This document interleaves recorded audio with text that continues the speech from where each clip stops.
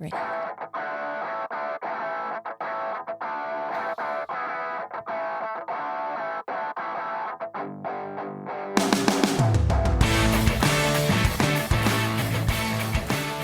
Welcome to Mallett and Michelle on Dripping Springs, hosted by me, Michelle Lewis, and Steve Mallett. Hey, you know what, Steve? I'm smiling already. What? Will I wake up at 4 a.m. to exercise? No. Absolutely not. Actually, I think it's, will you wake up at 4 a.m., period? Will I wake up at 4 a.m. to watch the funeral of a woman I've never met? Yes. Did you really? I did. Of Queen Elizabeth? I did. I woke up. That's impressive. I did. I woke you got up up at 4 o'clock? Yeah, I woke up. What was that like? First time in your life? Did you see this little orange thing coming up? Normally I'm going to bed at 4 a.m., not getting up at 4 a.m. Yeah. You know what? The pomp and circumstance and all of that. My husband, he's like, oh, that's just ridiculous. I don't understand. And I said, look, this is my take on it. I think that in order to have we're a country of law and order, right? Yeah. We're a world of law and order. And in order to sustain that law and order, you have to have some sort of hierarchy. Now, granted, the pomp and circumstance and regalia and all the other stuff that went on, it was fascinating to me. And while I was watching it, I was looking back at the funerals all the way from Queen Victoria to her grandfather, to her father, King Edward. And the amount of people that are lining those streets and waited, 30 hours. That line was 5 miles long at one point. Did you see that David Beckham waited in line 14 hours? No way. Like a commoner, he waited in line 14 hours to be able to see. Wow. There was a live stream on the news about watching the people walk through, and just some of the people, some of the traditions. I saw somebody in a full Indian headdress. It was really cool. Probably a lot of people don't know this. That funeral's probably been planned for it has decades. It's I think the code word they were saying was London Bridge is down. Oh, that was the code word. I know way too much about this Queen Elizabeth than I do. That's a good reason to get up at 4 a.m. I guess.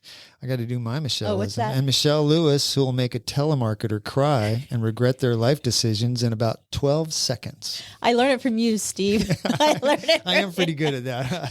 The last one you told him you were dead, which was pretty funny, or you were on hospice. Yeah. This is Steve's phone, but he died of COVID. Please don't call anymore. But you said something like, oh yeah, I'm on hospice. I actually have a week to live. That's right. I forgot about that. Probably should take me off your list.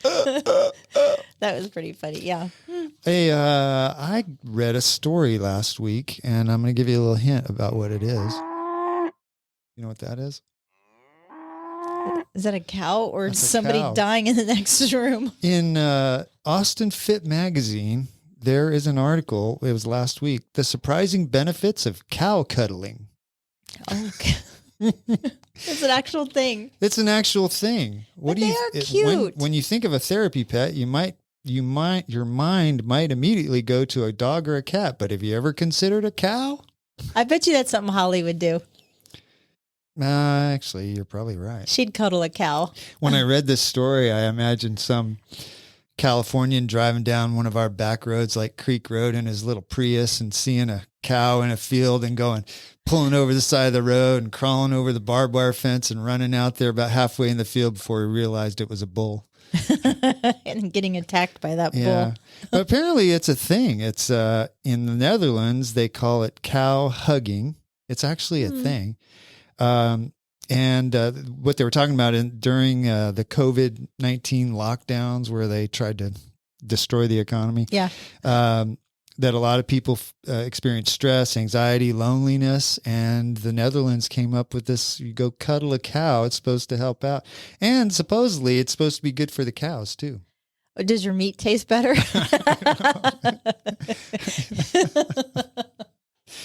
Well, I'm not sure I'm going to be cuddling any cows lately, but apparently 44% of high school students report hopelessness, and the recommendation from Austin Fit magazine was they should go cuddle more cows. Well, maybe they need to get involved in ag over at Dripping Springs. Yes, well, hug a steer. I don't know if you saw or not the 60-minute interview with President Biden. He did announce that the pandemic is now officially over. Oh, hallelujah. People, Mr. Biden, it's been over for 3 years in Texas. So stop wearing masks in the outside an HEB parking lot. You look like an idiot. Yes, I Stop. know. Where was I yesterday? I saw, in the gardening section at Home Depot, a lady walking around with a mask on. I was like, people, come on. If you're 97 years old and you have all these issues going on, maybe. But no, if you're a 40-year-old healthy person, please just stop. Stop. It's getting Stop. old. And the masks that are on the babies, that it irritates me. Oh, God. I was listening to Joe Rogan's podcast yesterday, and he stole one of your stories. Did he really? Yeah. Well, Joe and I are tight. I know. We text a lot. He was talking about, we talked about a couple weeks ago that your sense of smell is not a sense of current smell. It senses the differences. Remember you talked about that where like if you'll get used to a smell, like if you come into a room and it just stinks terribly, within a couple of minutes, you'll get used to it and you won't notice the difference anymore. But Joe was talking about that. But the guest he had on, I can't remember who that was. Oh, Eddie Bravo was talking about he had just flown out from LA, and apparently in LA in the airport, you still have to wear a mask. Currently, now. Oh. The USSR of California. Yeah. I mean, geez, these people are stupid. I don't even know where I would find a mask right now. I actually threw a bunch away from my car yesterday. I was like, hallelujah, lit them on fire, threw them in there. I'm a very smell sensitive person. Actually, somebody yesterday, a friend of mine from Arizona, Rob, he said he was asking for recommendations of how to get a smell back after having COVID. It still doesn't come back. And my response, which is a true story, is Logan and I lost our smell for 2 days when we had COVID 2 years ago. And we ate a steady diet of Flaming Hot Cheetos and Takis. Takis. You could feel the burn in your mouth. That's in the weird. back. And like it would almost choke you. Almost like a gas? Did you do that cinnamon challenge? No, it was Takis and Flaming Hot Cheetos. And we just kept eating them. And then finally we were like, I can taste. I don't think the other end experiences the lack of taste. Didn't think about that part. Yeah. Hey, we forgot our guest, Haley Hunt from House of Jayne on Old Fitzhugh. I am very interested in talking to her about this. My daughter, Kendall, she's an esthetician, and now she's working for the device manufacturer for medical spa equipment. Yeah. And one of the things that they are doing is selling medical grade CBD skincare line, and it's the first of its kind medical grade full spectrum CBD. And I've had laser treatments on my face a couple of times. You've seen me, Freddy Krueger. Oof. And that's CBD stuff. And I have rosacea. I have lupus. I have a lot of things that are going on. I'm, kind of a redhead, so I'm always having skin issues. That CBD stuff is gold to me. Is it? Absolute gold. I'm a big proponent of it. Putting it on your skin? Yeah. Are you taking it orally? No, I'm putting it orally. It's a professional skincare line that the company that Kendall works for, Alma Labs, and not a sponsor. Not a sponsor, but they sell it in med spas that you can only get like through dermatologists and stuff like that. But it's my rosacea when I wear it, my face. Oh, I just love this stuff, and I don't really understand the full scientific mechanics behind all of it. There's like full spectrum, broad spectrum, and then there's something else. I can't remember what it's called. Like, I guess there's 3 different types of CBD isolate. That's isolate. Isolate. Yeah. And I don't really understand why it works, but it works. Yeah. And I think the full spectrum, whether you ingest it it does have the THC. So I think that even But if it's below a certain level, I think is what it is. yeah, I don't really understand. I think Haley will probably fill us in on some of this stuff on our little sheet that we ask all of our guests to fill out. One of her lines was, "I've always had a love for cannabis." So I think we'll get to know a little bit about that. But I was looking up about legalizing marijuana in Texas, and Texas still has some of the toughest laws against possession of marijuana. I think it's a slippery slope, and I feel I'm not a fan of legalizing it. I know that there's something called Delta 8 out there, which I have had, and it's a THC, but it's like right below the legal limit, and I think Delta 9 is like right above it, and there's like sativa and indica, blah blah blah. I don't like it. Anyways, like I said, I don't understand the whole mechanics of it, but I feel like legalizing marijuana, just the full marijuana. This is just my opinion. I feel like it's just, I see what it's done to productivity. Yeah. I don't know. I don't agree with it. Well, I don't agree with it. I know. I get torn on this one. The thing that most people like, if Mom is listening, and I hope she is, my mom asked me when I was about 20 years old if I ever smoked pot, and I said, yeah, I have, Mom. And the difference is the pot that's sold now is so much stronger. It's not Mexican oregano. No. You'd have to pick the seeds out. You know I mean, you'd have to smoke a joint the size of a hot dog when I was a kid to get stoned. It's, now you smoke a little tiny bit and you're just whacked out of your mind. It's the hydroponics. It's all of the the crossbreeding. Like it's technology. They've figured out ways to make it stronger. And all the names, the different names that they give it, like Fruit Loops or what is it, the Pineapple Express. And I've never been into a cannabis store. We went to one in Vegas. I think it was Vegas when we went, and I was shocked. It was like going to, I equated it going to a Baskin Robbins. Oh, really? Yeah, and they had all the different flavors, air quotes, all the different flavors, and you could they'd open the jar and they'd let you smell it, and you'd look at the threads, like some of them had red threads in it. And then like they would say, this is this type and this is that type, and it was... I've always been sort of against legalizing it because I know a lot of my friends that I grew up with that smoked a lot of pot, and this was not the pot that they have today. They were not motivated. They kind of, they like to sit around a lot. They weren't always quite as sharp as, these are people that smoke a lot of pot. I do think that I know they're not, all these cannabis places aren't selling to kids, but kids are getting it. Obviously, it can change the course of somebody's life. But on the other side, so can alcohol. Yeah. Oh, 100%. And alcohol is completely legal. Now, not for 18-year-olds, but we all know, right? 16-year-old, 17-year-old kids are getting alcohol and getting drunk, and it can have the similar effect. I think the medicinal properties of marijuana really haven't been explored. And the whole eastern side of that, the medicinal parts are fascinating to me. Having lupus and having an autoimmune disorder. That's one of the things that I read that it can help. The list that I read, it can help with autism, which I think is interesting. Obviously, cancer, pain management. Yeah. There was a pretty long list. I completely agree. Glaucoma. Everybody has glaucoma. I completely agree with that. Apparently in Texas, you can get a prescription for it here, but it's really hard to get, and they watch it.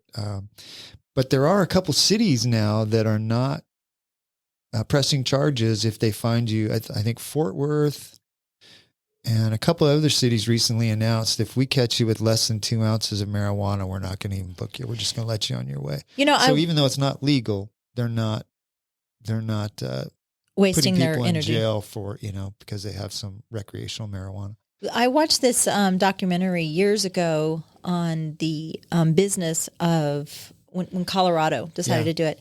And it was fascinating to me how it's all a cash business because it's not, they can't put it in, you can't put it in the bank, right? Because it's still a federal crime, right? And so it's very much a cash business and all the security that goes behind it. And I'll have to see if I can find that documentary because I think it would be I'd really. like to hear that. I read a story a couple years ago, ultramarathon guys that run 50, 70 mile, 100 mile, 200 mile races. And there was one, I can't remember, it might've been Scott Jurek. He smoked pot before a lot of his races. And so that sport was sort of the wild, wild west for a few years where, there wasn't any governing organization. Nobody was tested. There weren't any like big rules like, like in professional cycling and professional marathon running, there's a bunch of substances you can't take or else you're kicked out of the sport. And he was pretty open about it. He said, yeah, you know what? If I'm doing a 100-mile run, I smoke a joint, helps keep my performance. It lowers it raises my pain tolerance and lowers how I feel pain. And so I can run faster. And the guy writing the article, the journalist, said, well, don't you think that's cheating? And he goes, well, everybody else is doing caffeine. They're both drugs that affect your performance. And that is true. Every time I race, I just take massive amounts of caffeine because it helps raise my performance. And I thought, that's true. Why are we saying this chemical is okay and that chemical is not? Now they do different things, but caffeine is a massive stimulant. Yeah. And it's easy, it's legal and it's easy to get. So. I don't know what you're talking about. I take your sip of coffee.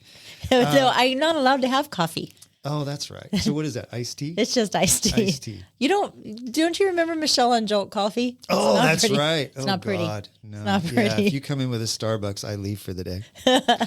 Now, you were just talking about the cash business of marijuana, selling marijuana, which when I just said that, good made me think of the guys. Good segue, Steve. Yeah, well, but it made me think of the guy standing behind the gym at the high school, with the little baggies in his pocket. But you were talking about the banks that had just recently changed the code. For gun purchases. So the major gun shops, major credit card companies, they're wanting to track gun and ammo purchases, and the International Organization for Standardization, which I don't know what the hell that is, but has confirmed that a new merchant code for firearms has been approved. Previously coded as general merchandise, it now will be coded under firearms, or I can't remember exactly what. Yeah. But I know that the House Republicans are demanding answers in regards to these credit card companies tracking gun purchases. This is nuts. Kind of scary. It is a little scary, and I think it's going to turn the gun business. I mean, look at Cabela's. So what I don't understand is, like, let's say I go to Cabela's, right, and I spend $1,000. I buy a gun, I buy a couple other things, shirts or whatever. Right. How are they pulling that whole transaction out? Are they itemizing it, or is it? Or is actually it? My understanding of the little bit I read about that is not only will they have access to the fact that you spent $700 at Cabela's, they will actually have access. They, meaning the federal government, will have access to the detailed receipt about what you bought. And this is not big on conspiracies, but this is one of the ways, going back in history, not too far, and I'm not going to say where, but this is one of the ways they tracked who had weapons back years ago so that they could take them away and then round those people up because they couldn't defend themselves. I read an article this weekend that Rice, she was Condoleezza Rice, talking about when she grew up in Alabama, and who was the white segregationist, the Bull Connors, that he ran the KKK there in Alabama, and apparently those KKK guys stayed away from some neighborhoods where they knew that people of color in those neighborhoods were armed. And that if those people were not armed, they'd have been, who knows what they would have done to them. And she was talking about that's one of the reasons it's so important for Americans to have guns, because it keeps bad people from doing bad things to them. It's very important in our country, especially with these totalitarian things that are coming up now, for us to have weapons. And it is to prevent your personal injury from somebody that's trying to harm you. But it's also so that this massive, massive federal government that we have, Overreach. yes, can say, you know what, we got a lot of people with guns in this country. We probably shouldn't try and lock them down and put their businesses, run them out of business and then not allow them to buy homes and some of these other things. I think it's interesting that last year, the credit card CEO companies were against this. They rejected this attempt to create a firearm-specific code. And they believe that asking for payment networks to serve as a moral authority by deciding which legal goods can or cannot be purchased sets a dangerous precedent. But, however, this year they've decided to have a change of position, and you know why that is. I'm sure. The power of the federal government to make businesses, even huge businesses, do what they want is overwhelming. Well, that's something we need to keep an eye on, I think. It's not good for our country. For that to be happening. And, a lot of financial institutions in the last few years, like, Remington apparently had a hard time getting capital to expand because they would go to a bank and the bank would say, no, we don't agree with what you do. Can you imagine that? We don't agree with what you do for a living, so we're not going to lend you money. Well, what did Reagan say? The top 9 most terrifying words in the English language is, I'm from the government and I'm here to help. Yeah. That is it in a nutshell. But I caught another armadillo this morning, number 5 in my yard. So that rancher out on Creek Road is real happy with me. He's got a whole flock of armadillos. Steve, I'm really good at that. You must have a grub problem. I must have. You are grubby. You know why? Really, if your armadillo my yard is torn up. If your armadillo keeps coming back to your yard, it must be tasty. I wonder if it's the same one. I thought about marking him with orange spray paint this morning to see if it's the same one, but it's pretty far away. You're gonna tag him. But you know what? If Mallett and Michelle at gmail.com, if you need some tips on how to catch that armadillo that's destroying your yard, I'm your guy. Hey, we had an armadillo too over the weekend, and Todd's decided he's putting I told you this is what you need to do. He's putting the electric fence outside of, because we have it inside of our raised flower beds for the deer. Now he's sticking it outside to shoo away the damn armadillo. I was glad. I actually set that trap up last night and I caught him last night. And in case the kids that get off on the school bus right in front of our house walk in our yard. No, I'm just kidding. Zap them. Well, hey, let's take a little break and get Haley in here and talk about cannabis and CBD. It'll smell good here in a little bit. Yeah, it will. All right, we'll talk to you in a second. This show is brought to you in part by the Mallett Integrity Team, serving Dripping Springs, Austin, and the surrounding areas of Central Texas since 2004. When you need the best real estate advice and service, give them a call at 512-829-2062 or email them at mallettintegrityteam.com. And now here's Steve and Michelle. Welcome, Haley Hunt of House of Jayne here in Dripping Springs. How are you doing today? I'm doing fabulous. How about your gal self? We're doing great. Welcome to the show. Thank you. Yeah. Excited to be here. Yeah. When did you move to Dripping Springs? It's 2015. So my husband and I are originally from Midland, Texas, born and raised. And we actually came out here to a wedding at Camp Lucy, never even heard of Dripping Springs. Obviously, Austin, we have. I've been with my husband for a very long time, since I've been 16. So we've experienced... Is that really? That's not an exaggeration. Not an exaggeration. Good for you. Yeah, so we've experienced a lot of life together. And so, we came out here for a wedding, and our kids were our oldest was about to enter middle school. And unfortunately, schools in Midland, just weren't maybe up there where we were hoping it to be. And so while we were here for the wedding, I think we went to like iFly and Time and Dough and just really kind of experienced all these things. And we loved it and looked at the schools, saw that the schools were amazing. And so, we, within a year, we had moved down here, took a big risk. Our family thought we were crazy. Yeah, that's actually matches sort of my story too, but we moved from California. Oh, that's exactly the same.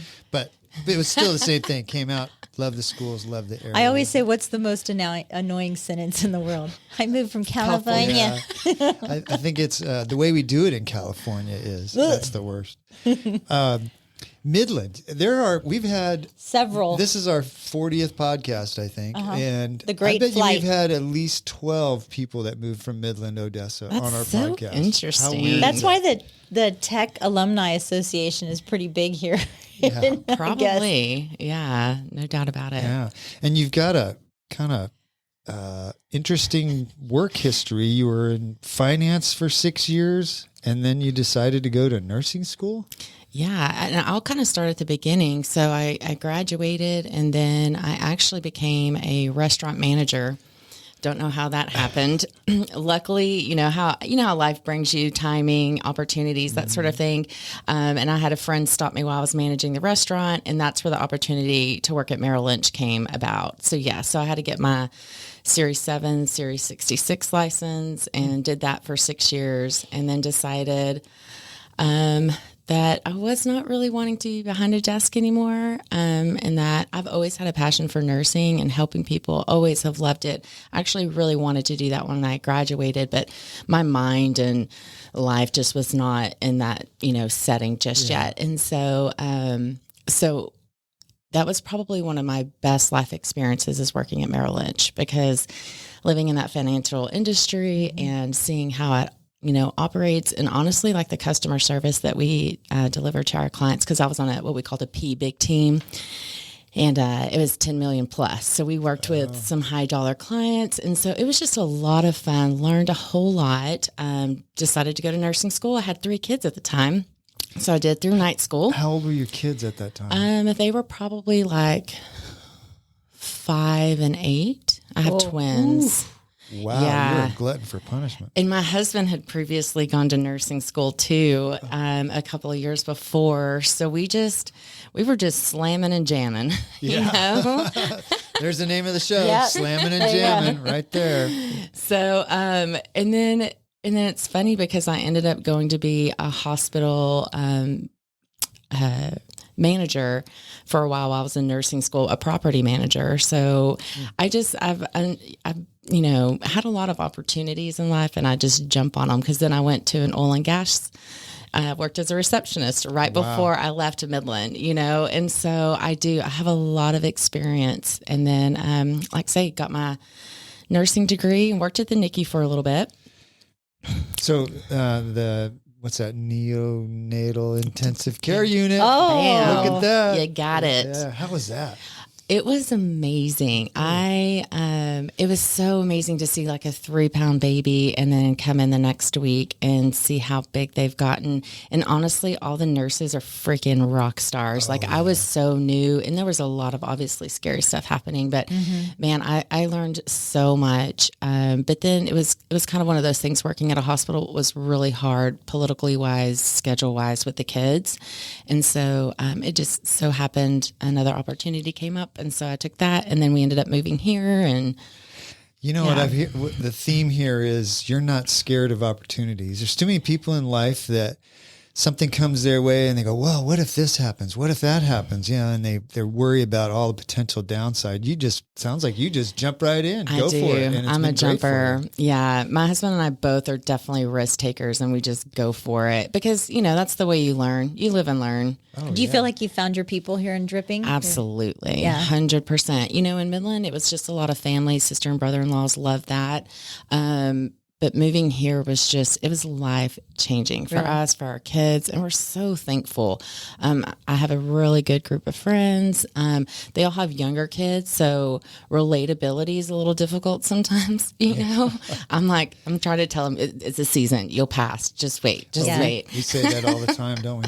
Yeah. That's what I just keep telling myself too. It's How old just are a your season. kids now? I have an 18-year-old and 2 15-year-olds. Yeah. So when your family from Midland come here, do they still think you're crazy? No, because we did really good on some property here when we moved, and we just sold it this year. So You had some Airbnbs. I did. Right? Yeah, we got in the Airbnb business. Is that the property that you said was a junkyard when It you bought was, it? Was that literally, it was a junkyard? It literally was a junkyard, and they just cleared the property because my husband showed me Google Earth, I guess, where you can kind of zoom in on the property, and it's still still looked like a junkyard. Oh, wow. And so I was like, what are you talking about? And he's like, let's just go look at it. It's 10 acres. Because we were looking for some land and not where everybody could see in our backyard, you know, because we had 3 girls. We needed some privacy. And so we drove up, and we literally, I remember being in there in the car with the realtor, and we drove down to the little creek area at the bottom of the land. And I was like, I don't even have to look at the house. I want this land because it was priced so well.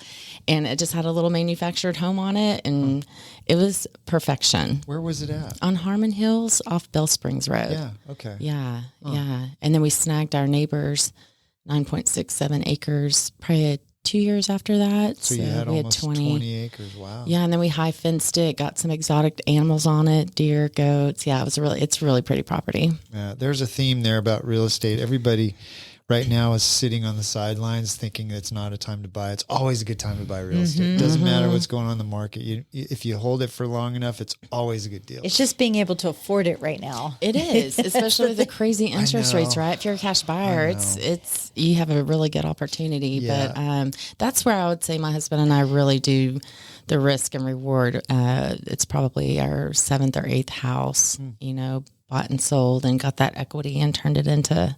Is that something you guys were just interested in, or did you know early on that you wanted to invest in real estate? I remember my grandfather telling me whenever we first got married, I think he gave us like $1,000 check, and he was like, you know, put it as a down payment. And so we did. We bought this little bitty duplex, 750 square feet, and then we made like $7,000 off that and $13,000 off the next. And you just kind of build and go. But my dad is a big mover. My grandmother was a big mover. And then my father-in-law is a house builder. And so we did get very fortunate on building a couple houses, more so at cost and stuff. So I wish more people knew that it's, you know, there's a lot of people out there that don't have retirements. And if they'd have started at, you know, young, like when you were doing this and bought a couple properties or bought a property, they'd be setting themselves up for retirement when they're right now probably can't. I know. How many people do you talk to that wish they had kept their first home? Like Right on. never sold it. Oh, I know. Made it a rental. Yeah. You pay, you know, I think my first house is $189,000. And if I'd have turned it into a rental and kept it, it's worth like $1.4 million now. Yeah, we rented ours. I think our first house was $74,000 in San Antonio, but we did rent it out for 4 years to somebody that was going to their residency, and they wrecked it. Wrecked that house. That's the downside of it. Oh, wrecked it. So we did sell it, but if we had kept it, it'd probably be worth $76,000 today. Probably would. Yeah. It'd been paid off though. And then so you moved here to Dripping. Well, obviously a bunch of things have happened, but this House of Jayne. First, how'd you come up? What's the name? How's that name come about? So it was under Trulevia is what I originally started the business under Trulevia, and then we rented a property for 6 months on Old Fitzhugh in October 2019. And then obviously, you know, COVID hit. And so we really had an opportunity to kind of sit back and say, okay, does this name match us? Does this marketing match us? And it just did not. I think, you know, just being a newbie in the industry, I learned real quick kind of what I like, what I'm not liking. And we actually had a lady out of California that helped us with that branding. And it was real Texas, real, you know, just rural Texas, real harsh. This kind was of the Trulevia name? yeah. Okay. And then there's a big company in Florida who's even bigger now. They bought out by like millions and billions of dollars, but it's called Trulieve. Okay. So it was just real close, and it just didn't make a lot of sense for us anymore. And so House of Jayne came from like Mary Jane. Everybody's always asking me, are you Jane? Maybe, yeah. So it's kind of like a spin on that. And then we like the house aspect because we were in a house and then we bought a house to retail out of now. And then we really want to kind of set up our new dispensary kind of like a house. We like everything to be real homey where people can learn and be comfortable and come in. And so we just did the house like German. I guess just the way it looks, you know, we really like it. Yeah, that's the one on Old Fitzhugh now, right? Yeah. You probably don't know. I sold that property there was an older couple that lived in it. In 2013, I sold it for them. Did you know that? I don't know if it's the same people that just stopped by the house. They stopped by and were like, we've owned this house, and kind of told Christy all about they lived it. there for a long time. Yeah. A lot of people knew the people that lived there prior. Yeah. Yeah. So, and I sold it for $350 back in 2013, and I saw what you paid for it recently, and you did good. Yeah. And that was like right on the cusp of COVID. So we were like, oh no, but now we're like, hell yes. You did really well. Yeah, you did great. Yeah. So what you're doing there at the House of Jayne, you're kind of smack dab in the middle of the heart of Dripping Springs. And the biggest misconception here in Dripping Springs is that you're selling weed out of the back alley in the house. So tell me exactly what do you do, who you are, what you're selling? Yeah, absolutely. Excuse me. So we definitely sell CBD infused items. Everything's made from hemp, right? But with the way that the market is, the industry has evolved over the last year. It is unbelievable. People are getting very, very crafty, inventive.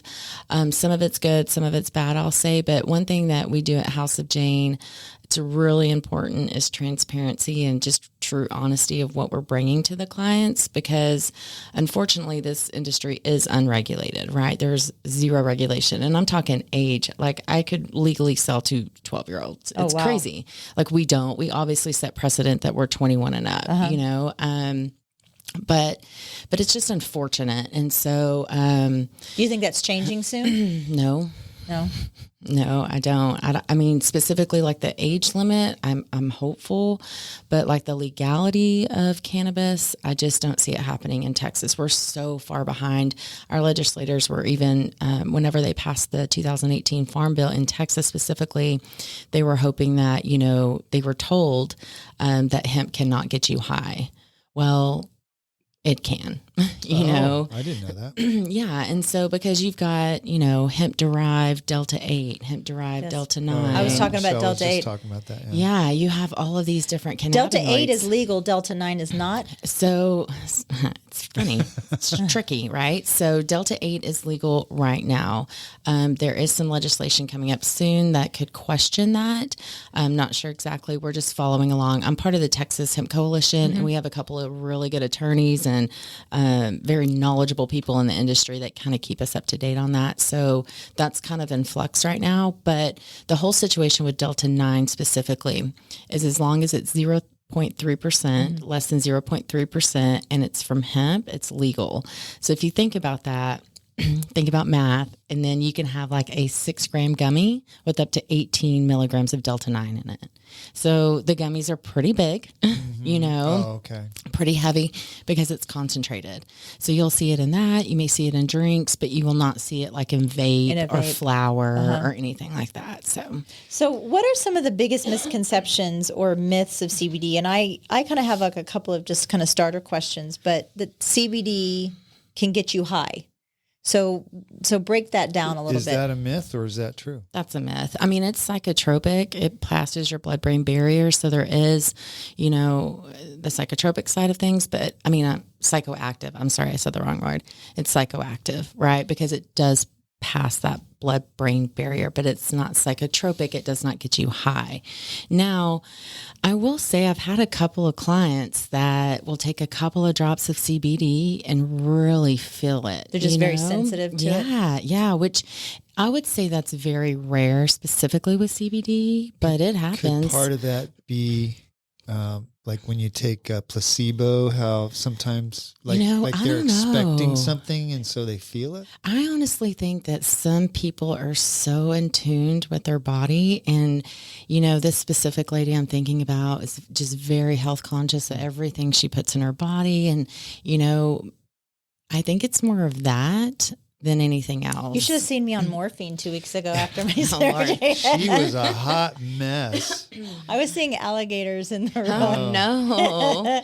Okay, so one of the other questions I have is, myths, doesn't cause side effects with other medications. Is that a myth or is that true? Now we're just talking about CBD. CBD, right just straight CBD. Yeah. Yeah, I mean, with my nursing background, I'm automatically going to go, you should never say never. Absolutely. Right? Like I always recommend, number one, that your doctor knows what you're taking. And number two, just space it out. From the research that I've read, a lot of doctors recommend taking it, before your other medication. It just varies. We just make sure that it's spaced out. But I do really make sure, because your liver enzyme that actually processes the CBD is the same enzyme, like say, for instance, like blood thinners. If your doctor tells you, to avoid grapefruit, that's one of those specific medications that we know could potentially, Heart because medications. because it's processed with the same enzyme through your liver. And so it can either slow it down or speed it up, that sort of thing. So again, talking about separation. You mentioned having a conversation with your doctor. Are you finding from a lot of your clients or customers that Western medicine doctors are more open to the use of CBD? I know that having a daughter that has lupus, when she was 15, 16 years old, instead of putting her on these scary chemotherapy type drugs, our rheumatologist recommended putting her on CBD. Amazing. And there was like this little shop that was out 71, almost towards Spicewood, that we had to go to, or we would get my husband to bring it back from California. But it was very hush hush, and he would almost tell us kind of Now, in are a these back room. drops or gummies? They were gummies, but they were CBD gummies versus hydrochloroquine or putting on methotrexate, which was, once a week was a chemotherapy drug, and it really helped her out for inflammation. But I find that now, that's my personal experience, I'm able to have more of a conversation with doctors about this. Are you finding, or is there still kind of that kind of taboo? Definitely a stigma with it too. I think it's getting better, specifically CBD, right? Because CBD is amazing, powerful, anti-inflammatory, all sorts of things. So I think the doctors are maybe a little bit more open to that. But when you're starting to talk THC, that's a little bit different. But the thing is unfortunately, as far as I'm aware, as of right now, they do not teach the endocannabinoid system, to the specific doctors. And so, it's one of those things, I think that if they're into it and they research it and find out more about it, then I think they would be definitely into it. And especially when you're having clients that are having amazing results off of it, without those hardcore side effects, Some of the drugs that the docs want to put you on, if you read the side effects, it's insane. It's like in many cases, the side effects are worse than the condition that they're treating. They're scary. That's what the rheumatologist was telling us. He's like, I want to put her on these scary drugs, or you can go down to the sketchy little place down 71. And he goes, I was always against it. And he goes, and I had a patient convinced me to take it because my knees were so bad. And he goes, it changed my life. Amen. It totally changed my life. So, I guess it kind of goes along with, is CBD one of the biggest myths I feel it's out there is that CBD is a con. It's kind of like a snake oil. So, not all CBD is created equal, just like everything else in the different industries. That's the thing I struggle with, because it's like you see it everywhere now, and that one can't be the same as something else. And, some of it's $5 and some of it's $100. Like, I don't even know the differences. Absolutely. And to me, and again, I don't know if it's just my background, but I'm such an advocate of know what you're taking and know how much you're taking, right? Because I'll have clients come in and they're like, I'm taking 300 milligrams of CBD and it never worked, And I'm like, well, that was probably because that was the whole bottle and you're actually only taking 5 milligrams, right. And so to me, it's very, very important to really hone in on what you're taking, how much CBD, how much THC, how much full you're taking. spectrum, broad spectrum, isolate. Yeah. So I need you to dumb it down for me. You were talking about Delta 8 and Delta 9. Are those CBD? Are those come out of CBD, or they do come out? They're synthesized through CBD. Okay. Specifically, the hemp-derived Delta 8 and Delta 9, because Delta 9 is what we all know kind of as marijuana, right? That's super prevalent in a cannabis plant that's grown in that way, marijuana, right? But hemp is grown totally different, so it's a different process. Okay, so I'm trying to figure out the difference between, because you're using CBD and talking about THC, and so I'm just trying to figure out what you're selling over there, because if marijuana is illegal in Texas, but you're talking about THC. There is THC in some of the CBD products? Less than 0.3% in order THC. for specifically Delta 9 though. Delta 8, there's no rules. Really? So I have like 50 milligram Delta 8 gummies. Oh yeah. And I'm telling you, whenever we started selling Delta 8, because we were pretty hesitant at first because we kind of came out of the gate like, we're selling hemp. This will not get you high. This is CBD, et cetera. And then Delta 8 came along. Delta 8 came along, and we had more and more people kind of ask us for it. And so we started doing some research, and the more and more research we did, the more we were like, okay, you know, there's good Delta 8 and there's bad Delta 8. And we brought in the good Delta 8, and it completely changed our business. I mean, 100%. And you can get high off of absolutely Delta 8. 100%. And that, not pin you down, but you're selling that in your dispensary, Yes. Which I like you calling it a dispensary, because otherwise people think if it's like a head shop. Right. Right. Well, people need to get used to the words dispensary, cannabis, you know, so I try to use those words. Yeah.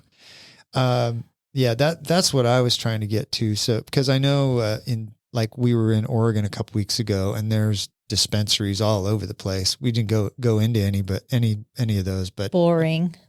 The boring trip. Shut up. But the point is, you could just feel like getting high and go walk into one of those and buy whatever you want, right? There's no requirements, and there's really no oversight. Same. Is it here? It's the same. Same. Don't you think there's like a negative connotation with a word, or like just getting high? That's like not the reason why. Okay. Yes. Yeah, and I always point. try to tell, like in the BNI group or the chamber meetings, I always try to tell people it's about the health, not the high, you know, but if you want to get high, I can get you there. But most of the time, sign me up, you know, people are really wanting for sleep, for anxiety, different things. And I'm talking about 1 or 2 milligrams of THC can do that for people. You know, we're really big on making sure people understand that, because especially with gummies, you know, because they hit 2 hours later, and people can get in really bad situations if they take too much. No, I mean, like seriously, you think Disney you're World, gonna die. Disney World, New Year's Eve. You're like done. Warning. Yeah. Do not go to Disney World. No. What do you worry a little bit about government oversight coming down on you?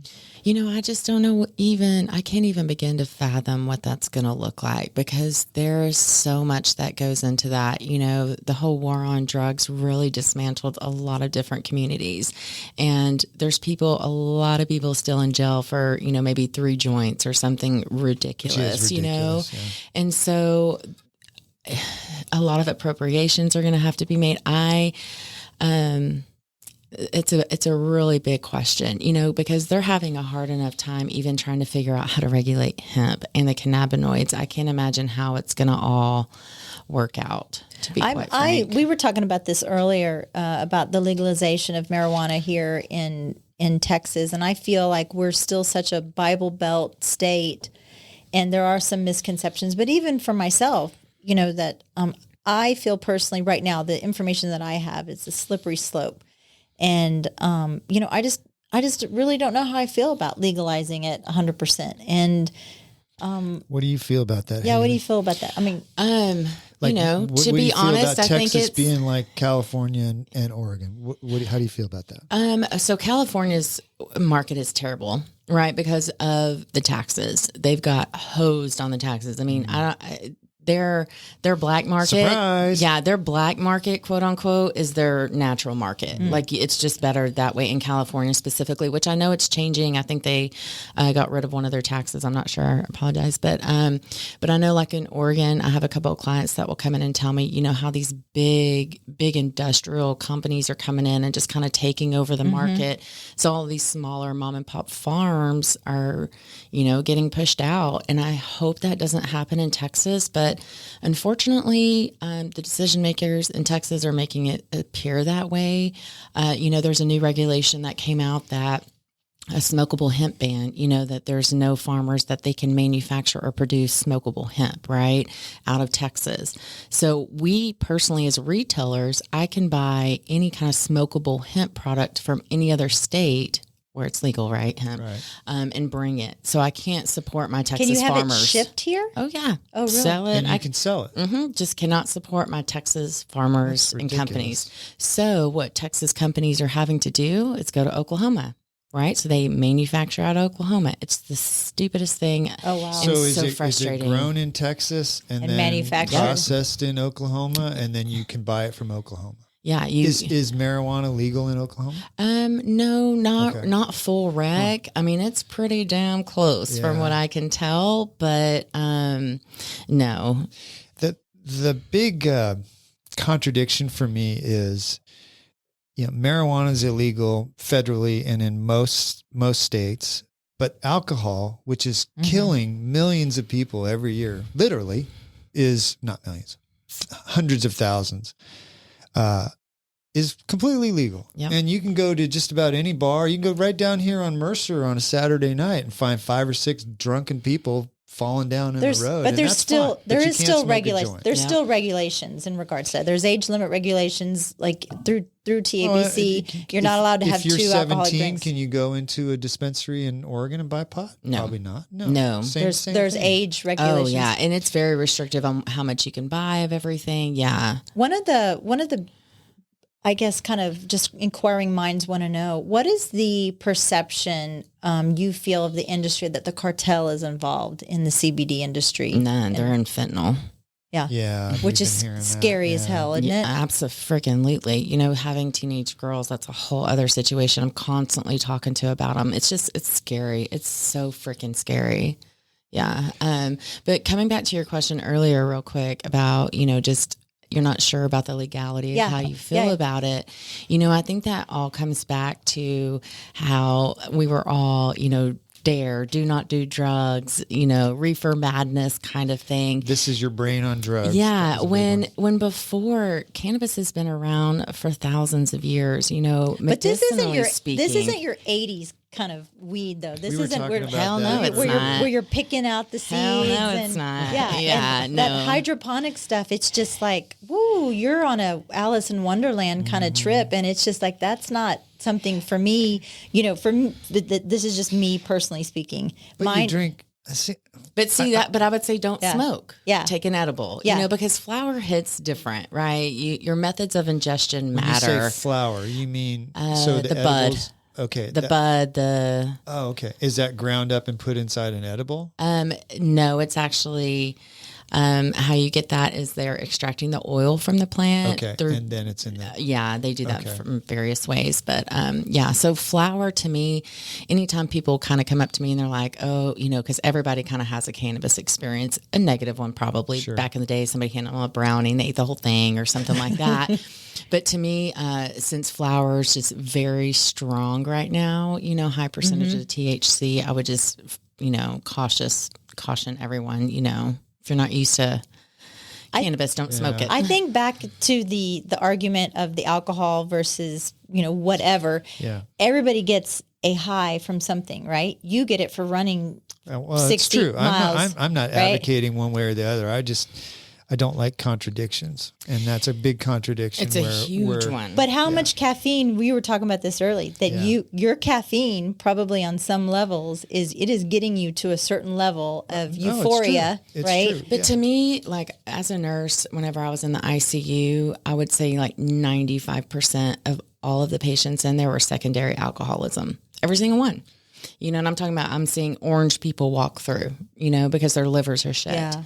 And so to me, it is a huge contradiction and I hate it and I can't stand it. And it's all based on greed, Oh, that's probably I that. agree. That we can all agree on. Because that. I can Sure. promise you, like if you go to a wedding and everybody's drinking whiskey and Cokes, it's going to get a little rowdy versus get everybody kind of has an edible or smokes a little. It's a lot more chill. That I wanted to touch on that also about the differences between the indica, the sativa, the hybrid. If you can kind of give your take on that. Which I think the industry is regretting that so much because it's just so much more than that. But it is a very, very easy way for clients to really kind of communicate what they're looking for. So let me just say real quick. So a terpene is from the cannabis plant, and it's like if you think of like aromatherapy, lavender, relaxation, lemon, citrus is more of alert. Well, these terpenes work like that from the plant. And so like a sativa has specific terpenes that are more alert and focus. An indica has terpenes that are more heavier in the indica side in that, relaxation, nighttime feeling. So like, So downer, upper exactly. kind of thing. Okay. And we say indica, and then a hybrid's a kind of a mix in between the two, but the thing about that is that, if I go get the Blue Dream strain from 5 different dispensaries, it's going to be different terpene profile on every single one, because how do they grow it? How do they extract it? Just all the different things, light, pressure. Sounds like it's a lot harder to control. It is. To me, a lot of it's just kind of trying out products and seeing how you like it. And if you don't, I always tell people just switch it up. What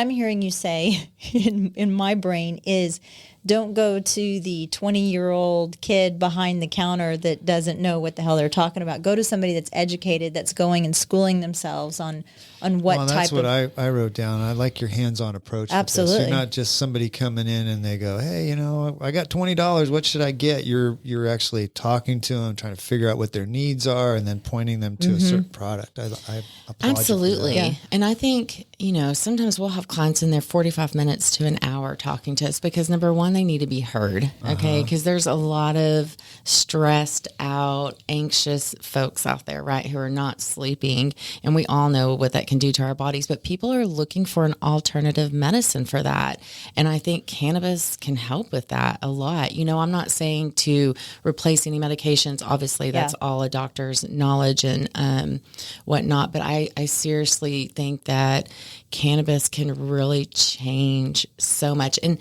on the medicinal side and even on the industry side, like with hemp concrete and what they can do with that animal feed.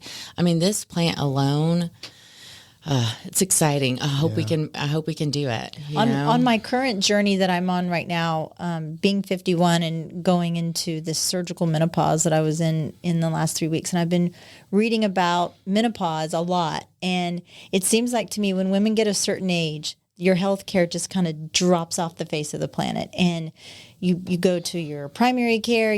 Do I go to a functional care? Do I go to an endocrinologist? Who the hell do I go to talk about these things and hormone levels and stuff like that? And I feel like, I've been reading a lot more about CBD for not necessarily replacing these hormones, but kind of helping with the symptoms that I'm not currently experiencing, but I could be experiencing down the road.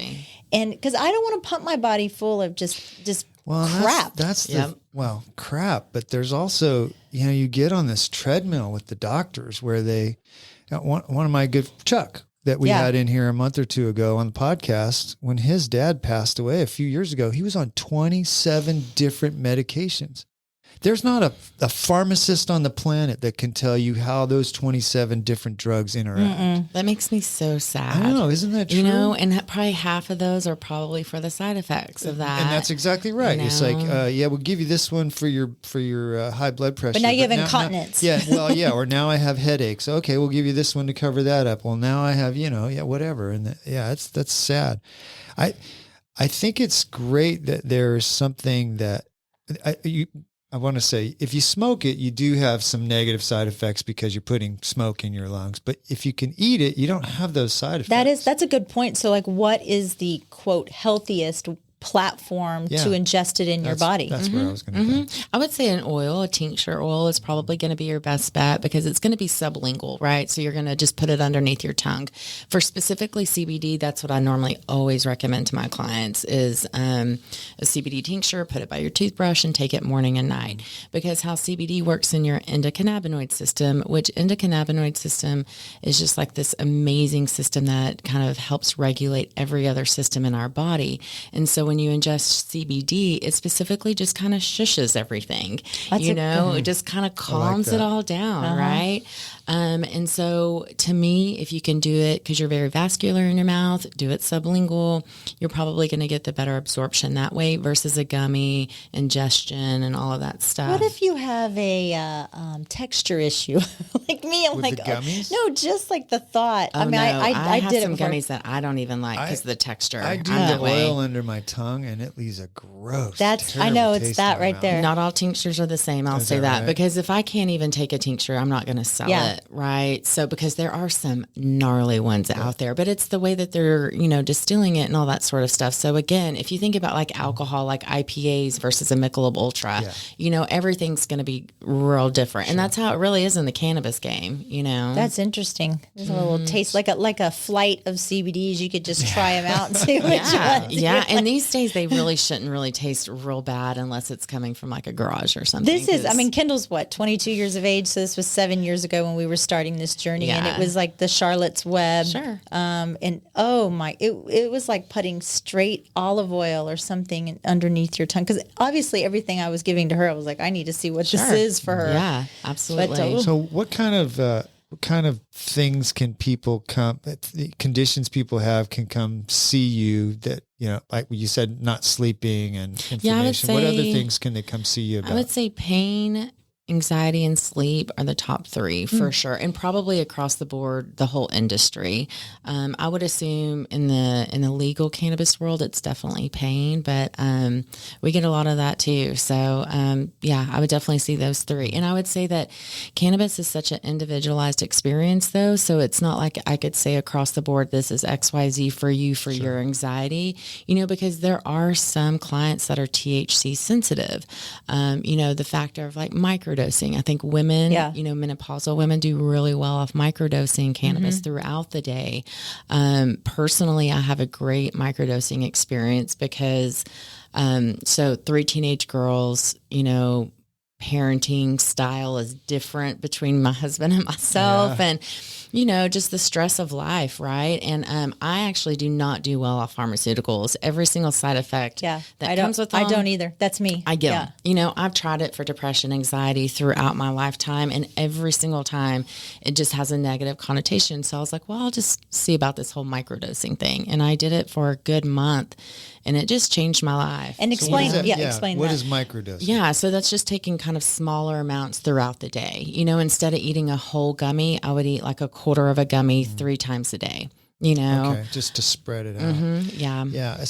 You were talking about pain, especially for pain, because if you go to a doctor and say, hey, I'm having this chronic pain, they almost always prescribe you some medication that just Gabapentin. wrecks Gabapentin wrecks your is body. awful. I broke out in hives at the hospital. They gave me gabapentin, and they were like, that almost never happens. And I was like, you gave it to me 10 minutes ago, and I'm covered in hives. Well, It's just not natural. Your body is not like that. A lot of them just destroy your gastro system, for like, you take it for 2 or 3 days, and for like 10 days, you're just messed up inside. Yeah. It's funny that there's a stigma about CBD or THC when some of these other things that the doctors will put you on in a heartbeat are so bad for you. It's so hard on your body. So you mentioned, pain, anxiety, sleep levels, but what about the people like Steve outside of that realm that are ultra athletes and elderly?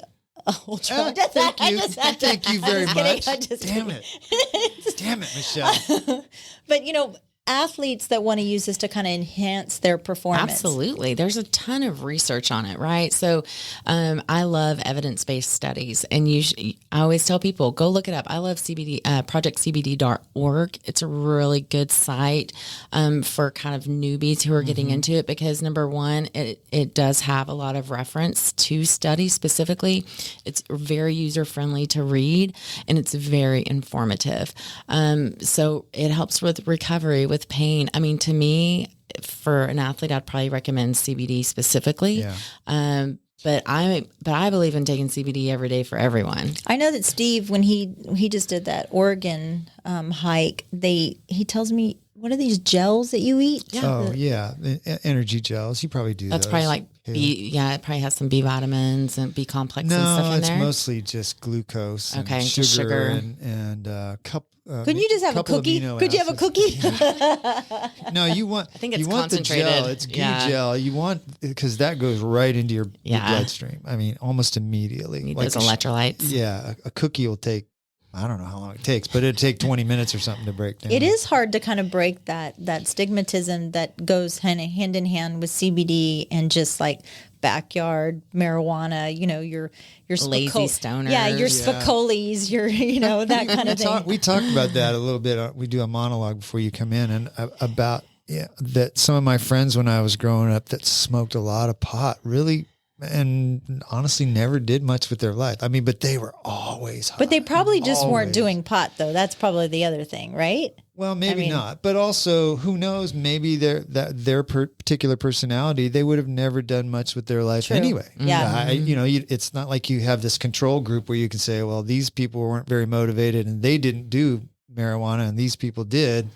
There's way more professionals in the realms that than you would even imagine that use. I mean, remember when Elon Musk, we were talking about this, went on air with Joe Rogan and was smoking, and he got big trouble from his board of directors Do you about think that. He cares?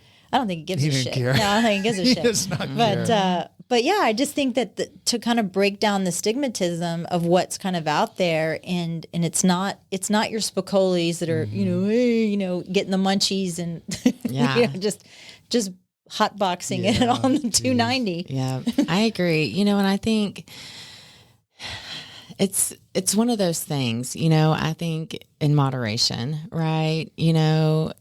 It helps so much. My biggest thing is risk over reward. We were talking earlier about smoking. You're inhaling something in your lungs, that sort of thing. But if you have a client that has major anxiety, for instance, almost damn near panic attacks sometimes, and she's around her child or something like that, if you hit like a vape pen or something a couple of times, the thing about it is that is immediate versus taking, Klonopin or something, so to me, again, moderation and risk versus reward. Do you recommend, I'm a smoker, if you're a smoker, do you recommend, or the health benefits, God, that sounds kind of so contradictory, but vaping versus just the lighting up? Do you vape or do you smoke? I smoke flower. I mean, I'll vape sometimes just because it's very inconspicuous and the smell's not there and it's easy. You can take it anywhere.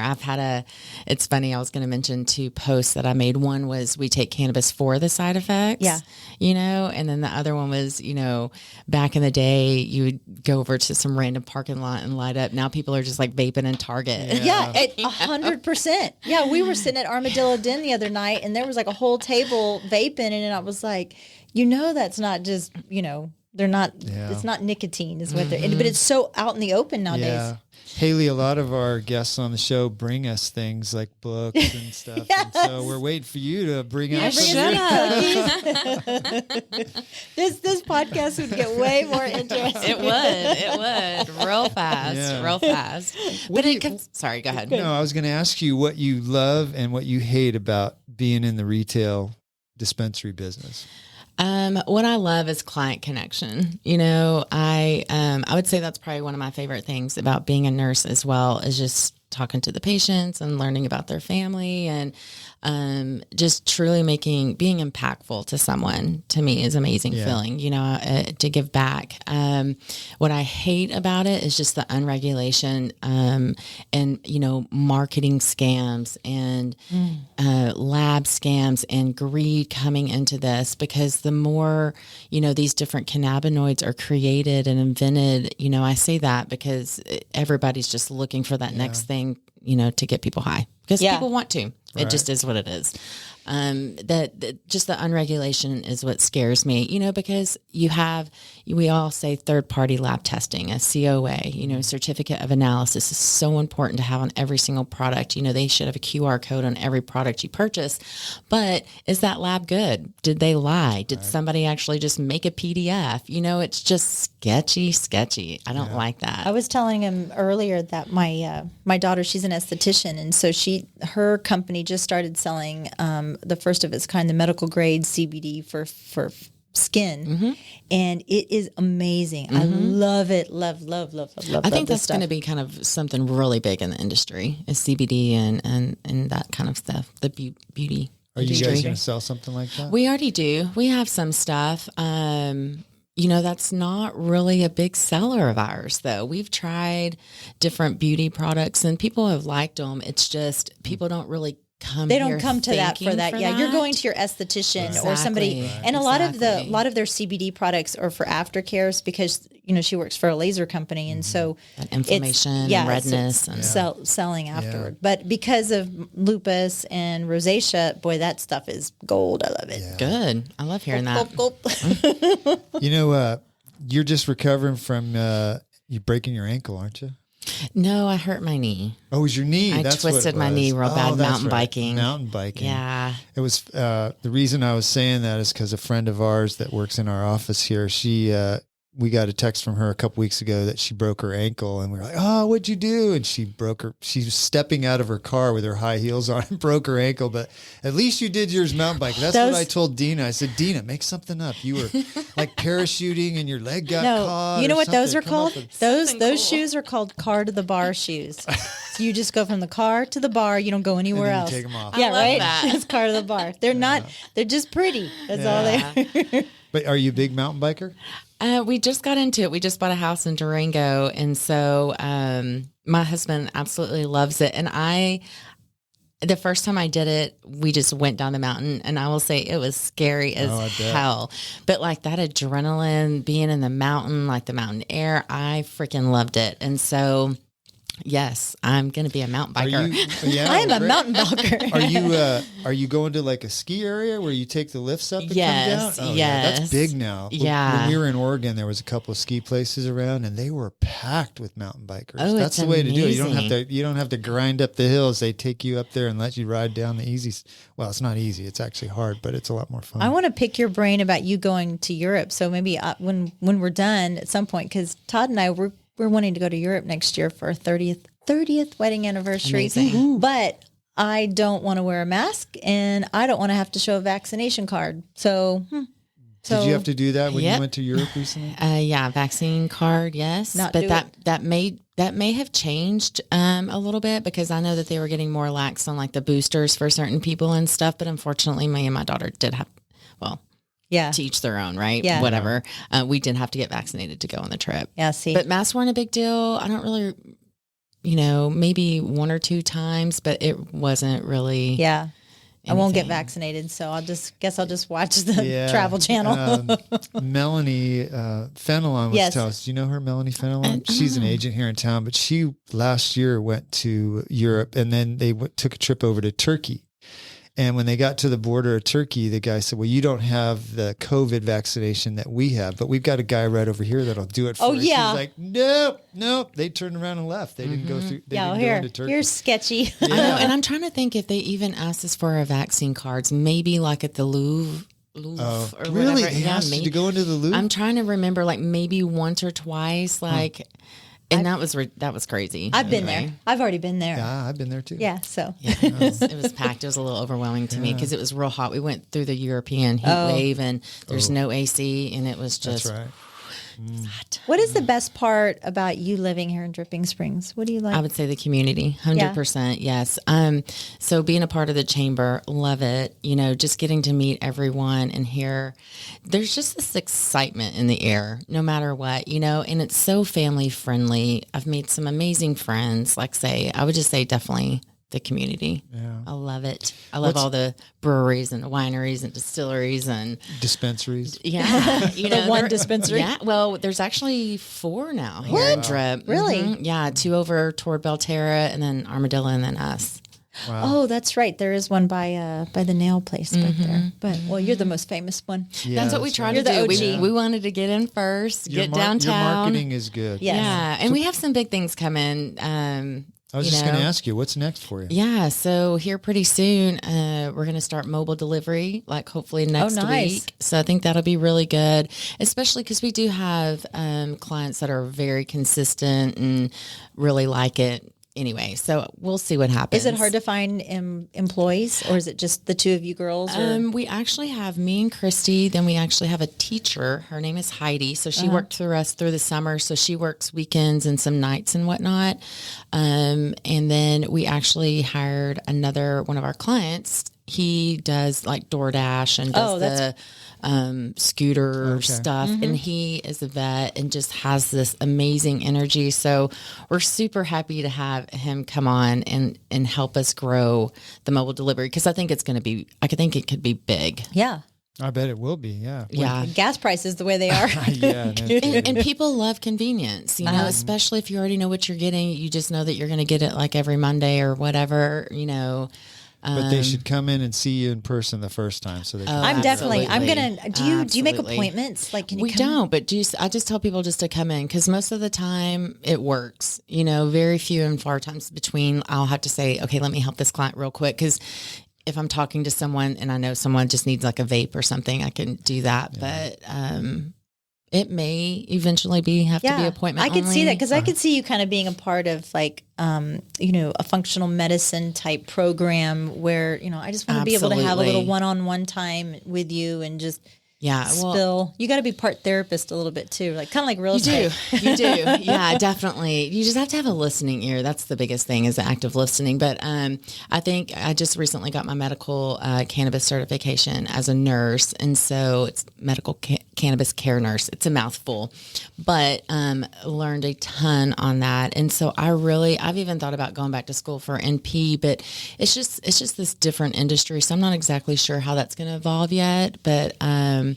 would really like to kind of be that more one-on-one, almost like a help you find your dose. Yeah. You know, what works for you because as the industry evolves, it really is going to need that because as the industry evolves, it's going to be amazing because I think things will be produced to be specific for sleep, specific for pain, you know, these quote unquote strains or, you know, ratios and whatnot. So it feels like it's the early beginnings of something that could be huge. Oh, it's going to be amazing. Yeah. It truly is. Yeah. I think it is. I think it's right there and how cool it is that you're putting dripping on the map a little bit on that and the community has been so accepting of it. Like They have. We're trying to figure out how to exactly get more involved, like maybe with, you know, the wine tours and stuff, if they want to stop by House of Jayne. That's a great idea. Right? You know, so we're trying to figure out how that will work because we have an amazing patio. We got a Run by the Creek event coming up too. So set it up out there. Well, we're part of the Singer-Songwriter Festival this year. Oh, we're actually that's venue. neat. Yeah, so that'll be really good. good. Right around the you know what? Yeah. It started right here. You're on the world famous Mallett and Michelle podcast. That's right. Yeah. But Haley, thanks for coming in. I learned so much today. This was a great show. So we appreciate you coming in. Thanks for having me. I appreciate it. Love talking cannabis. I bet you do. This show is brought to you in part by the Mallett Integrity Team, serving Dripping Springs, Austin, and the surrounding areas of Central Texas since 2004. When you need the best real estate advice and service, give them a call at 512-829-2062 or email them at mallettintegrityteam.com. Thanks for listening.